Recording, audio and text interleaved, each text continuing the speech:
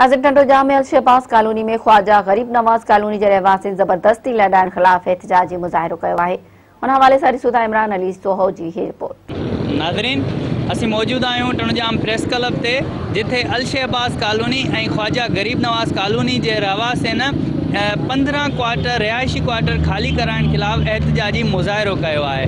अचो त हिते जेके एहतिजाज कंदड़ आहिनि उन्हनि सां ॻाल्हि ॿोल कयूं त हू इन बारे में वधीक छा था चवनि।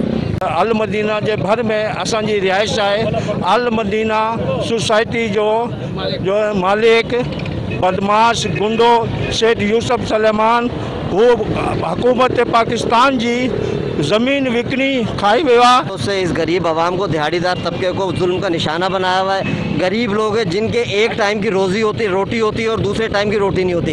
इन बगैरतों को तरस नहीं आता कि वो गरीब लोग कहाँ जाएंगे। उनको बेघर करने के लिए कल बड़ी पुलिस की कार्रवाई का इन्होंने अंदिया दे दिया है। 28-29 एकड़ टोटल ये ज़मीन है जो यूनिवर्सिटी की है, जिसके अंदर से 3.5 एकड़ ज़मीन जो है कागज़ों के हिसाब से रेवेन्यू के अंदर खातों के अंदर ये सेठ सुलेमान की है, जो वो बेच चुका है। और एक 1992 के अंदर अल मदीना हाउसिंग सोसाइटी बनाकर, जिसका रेवेन्यू में कोई रिकॉर्ड नहीं है, ना वो मंजूर शुदा है टाउन प्लानिंग से, उसके ऊपर यूनिवर्सिटी की मिली भगत से ये जो है यहाँ पर सारी सेल कर चुका है। और जो 45 साल से इस कॉलोनी के अंदर ये जो जफाकश लोग इसकी फैक्ट्री में काम करते थे वो रह रहे हैं, मगर इसको इंसानियत नाम की कोई चीज़ नज़र नहीं आ रही है। इसके ऊपर ये बरमला पुलिस फोर्स की चढ़ाई दिन ब दिन करता जा रहा है। आज हमारी गुजारिश या अपील है वज़ीर आला सिंध से, हमारे MP साहब से, कि हमारी मदद की जाए और बिल्डर्स को रोका जाए।